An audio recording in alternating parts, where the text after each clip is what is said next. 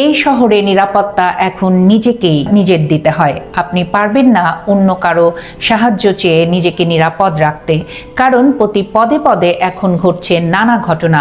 নতুন করে দেখা যাচ্ছে, আমরা প্রায় সময় দেখছি যে মলম পার্টি, ছিনতাইকারী নানান বেশে তারা আপনাকে নাজেহাল করছে। এমন অনেক ঘটনাই ঘটছে যা আমরা শুনছি, কখনো কখনো আমাদের পরিচিত কারোর সাথে ঘটছে, কখনো কখনো আমরা নিজেরাই হয়তো সেই পরিস্থিতির শিকার হচ্ছি। সাবধানতা অবলম্বন করতে হবে একদম নিজেদেরকে। সবাইকে আরও একবার স্বাগত জানাচ্ছি ফিয়াদা টকারে। খুব সম্প্রতি ঘটে যাওয়া কিছু ঘটনা বলছি। এর মধ্যেই দেখা গেল এক ব্যক্তি পকেটে কিছু ক্যাশ নিয়ে একটু দেরিতে হয়তো রাস্তা পার হচ্ছেন। সেই রাস্তা পার হওয়ার সময় পাগল বেশে কোনো একজন লোক তার পেছনে এসে তাকে বলছে, টাকা দে বাবা, কিছু খাবো। এবং সেই ব্যক্তি কিছুটা নরম মনের, সে তৎক্ষণাৎ কি করলো, তার পকেট থেকে টাকা বের করতে গেল। যখন টাকা বের করতে গেল, সেই দিন তার পকেটে ছিল বেশ কিছু ক্যাশ।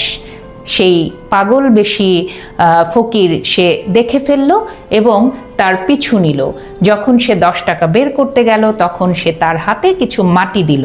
দেওয়ার পরে বলল, এই মাটি তাকে 2 হাতে ঘষে সেটা মুখে মাখতে হবে এবং আল্লাহর নাম নিতে হবে। এবং সেই ব্যক্তি তাই করতে থাকলো। ওই পাগল বেশি ফকির যা বলতে থাকলো সে তাই করতে থাকলো।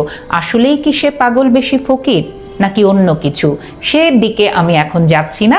কথাগুলো বলছি সম্প্রতি ঘটে যাওয়া ঢাকা হাতিরঝিলের একটি ঘটনা।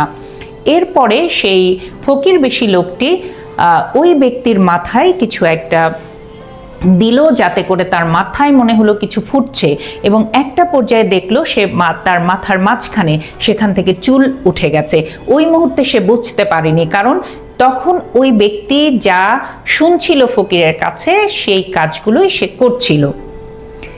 অবশেষে দেখা গেল তার পকেটে যে ক্যাশ ছিল 10 থেকে 15,000 টাকা, সেই টাকাটা নেই এবং সে নিজের থেকেই সেই ক্যাশটা তার হাতে তুলে দিয়েছে। এরকম ঘটনা অনেক ঘটছে। কেউ হয়তো কাগজে একটা অ্যাড্রেস লিখে এনে আপনাকে বলছে, একটু বলেন তো ভাই ঠিকানাটা কোথায়। যদি আপনি তাকে সাহায্য করতে গিয়ে সেই ঠিকানা লেখা কাগজটি হাতে নিয়ে ফেলেন, তখনই ঘটছে কিন্তু দুর্ঘটনা।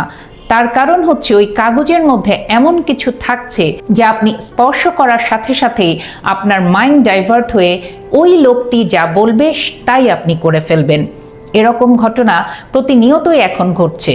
কেউ আবার মোবাইল এগিয়ে দিয়ে বলবে, ভাই দেখেন তো আমার মোবাইলটা কাজ করছে না। অনেকেই আছে, কেউ খুব সহজ সরল ভাবেই হয়তো বিষয়গুলোর সাথে না জেনেই হয়তো তাকে সাহায্য করতে যাবে।